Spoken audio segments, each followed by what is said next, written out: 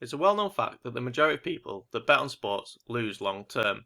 A quick Google search suggests that only between 3 to 5% of people actually make money long term betting on sports. Over the last 5 years, I've managed to make a six-figure profit from sports betting and find myself in that 3 to 5% bracket of people that can make money long term. And in today's video, I just wanted to give you 5 key pieces of advice which really turned my betting from something that was a bit of a hobby, a bit of fun, into what is now my main income. It's my biggest earner year on year.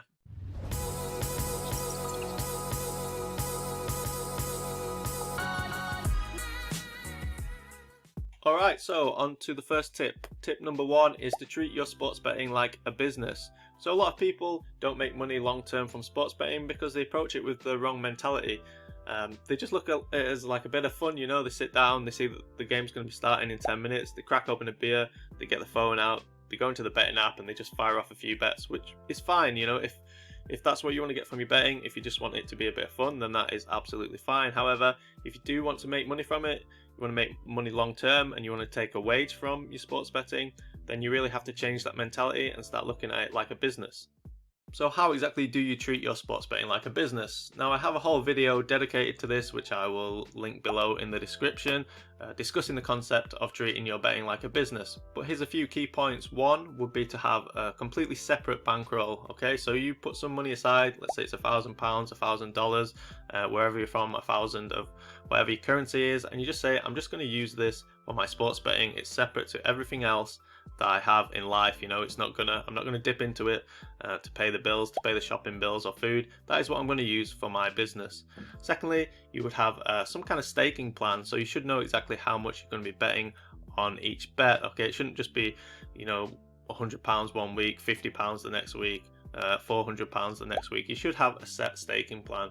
And thirdly, you really just want to bet for value. So no more hunch betting, no more just betting because you feel like, you know, you want to have a bet and there's a game coming up. You should really just only be betting when you're expected to get a positive return on that bet, which means you're betting for value. Alright, so on to betting tip number 2, and this is a very simple piece of advice, but it's also really valuable and practical. It's just to make sure that you're always taking the best odds you can possibly get, because this really adds up, especially as you bet more and more over thousands of bets. You know, if you're able to bet at 1.97 rather than 1.95, you know, that's really going to add a lot to your profit line over the long term. So when I say make sure you can get the best odds, what I mean is don't just have one bookmaker account. You know, don't just have Bet365 on your phone and every time you want to make a bet, you just look at Bet365 and you place your bet. What you want to be doing is using an odds comparison site. So in the UK we have Oddschecker. I also use Oddsportal quite often as well, which is more European based, and I'm sure there are similar odds comparison sites in whichever jurisdiction you're in, whether you're in America or somewhere in South America. It's yeah, this is really crucial. If you do want to treat your betting like a business and you do want to win and make money long term, just make sure you're always getting the best odds that you possibly can. Alright, so just a further bit of advice on using odds comparison sites. So odds comparison sites are great and they enable us to find the best odds we want for a selection that we want to bet on. But when you're using something like Oddschecker or Oddsportal, you'll notice that if you click on the links on their sites, then you'll normally be tracked as an affiliate. Now, you don't really want to be tracked as an affiliate when you are joining to a new site. And this is what I've been told, and it makes a lot of sense to me, as when you are sent to Bet365 by Oddschecker, Oddschecker will share some of the profit that Bet365 may make from you. So a lot of the time this is on a monthly basis, and with sports betting, you know, you are going to win and lose, and some months you will win, some months you will lose. However, if Bet365 have to share the revenue that they make from you on one of those months with Oddschecker, then you're going to be deemed as like a less valuable customer, and this can mean that they can limit and restrict your account quicker than they would if you just signed up to them organically. So as a good rule of thumb, what I would do is if I do find a selection I want to bet on with Oddschecker or Oddsportal, I'll then exit it and I will go into incognito mode, so I'm not being tracked as an affiliate, there'll be no cookies, and then I will open up that account organically. So the third tip is to take advantage of bookmaker promotions. So there's a ton of low-hanging fruit in the sports betting industry, and bookmaker promotions are very easy money. For example, with Bet365 you can sign up, you can deposit £50 and they'll give you £50. In America there's a lot of high value bonuses at the moment where you can deposit $1,000 and be given $1,000 in free bets. There's best odds guaranteed on horse racing, there's recurring free bets that they'll hand out. There's rebates, cashback on losses. There are casino offers that are worth doing. So yeah, in the UK we call this match betting, and some people solely do this to make money. And this is how I started. I just solely look to take advantage of promotions. So yeah, even if you do want to, you want to make money from your actual betting as well, it's always worth looking at what promotions there are on the other side of things, and you can combine them. And if you can, you can start betting successfully and also taking advantage of promotions, then you can do really, really well. Okay, so on to tip number 4. And tip number 4 is to learn from the market. So what I mean by this is that betting markets, from the time that they open to the time that they close, different things happen and odds fluctuate and they change. And I didn't really kind of look at the market this way. When I initially started sports betting, it was only after I listened to interviews with professional traders and people that have done really well, people that have made millions of pounds from sports betting, and they talked about looking at historical data and taking cues from the market. And this is something that I adopted into my own sports betting, and it really, really helped. So I'll just give you an example of what I'm talking about. Okay, so just brought up on Odds Portal Liverpool versus Manchester United, which is a game which is happening later on today. And I just brought this up because I wanted to expand on what I meant by learning from the market. So we'll just go down and we'll have a look at Pinnacle Odds, as they're deemed to be like the sharpest bookmaker when it comes to football. And you can see that they opened Liverpool at odds of 1.44 on the 11th of April. So 1.44 gives implied probability of 69.4% that Liverpool would win. But you can see now, today, a few hours before the game starts, they're at 1.37, which is lower odds.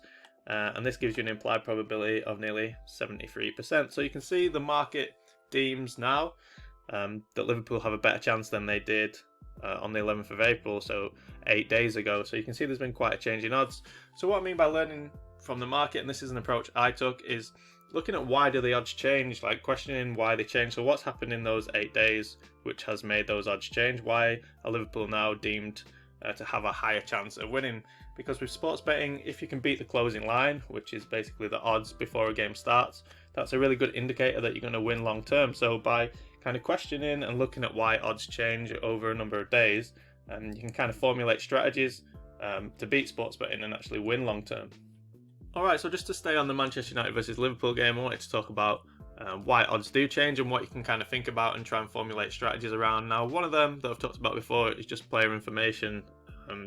This will cause, obviously, changes in the odds. So there's been some sad news about Ronaldo.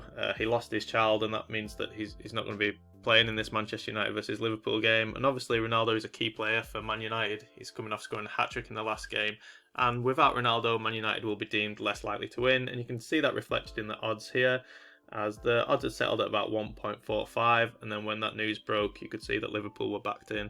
So that is one of the ways that you can look to try and make money from sports betting, is with player information. But you can also use a lot of other strategies. There's a lot of other angles that you can take. You can look at when the market overreacts, when does the market underreact, and by looking, like I say, by looking at how odds change after like previous games have finished and a few days out before a game, and then the day before, by kind of keeping an eye on things, you can start to kind of formulate and see patterns and see overreactions in the market and underreactions in the market that you can take advantage of. Alright, so on to tip number 5, and this is just a general piece of advice that you can apply to a lot of things really, and that's to listen to and learn from the people that have achieved what you're trying to achieve. So when it comes to sports betting, like 10 years ago when I started, there was very little interviews with top sports bettors and people that were actually very successful doing this. But if you fast forward to 2020, there's actually quite a lot. Now, I'm not talking about the Steve Stevens and the super touts and the tipsters who were like, listen brother, if you give me $10,000 in 3 weeks and you buy the superstar package, I'll show you how to turn it into $150,000. You just gotta buy the superstar package for $199,999. But seriously, there is some really, really good information out there.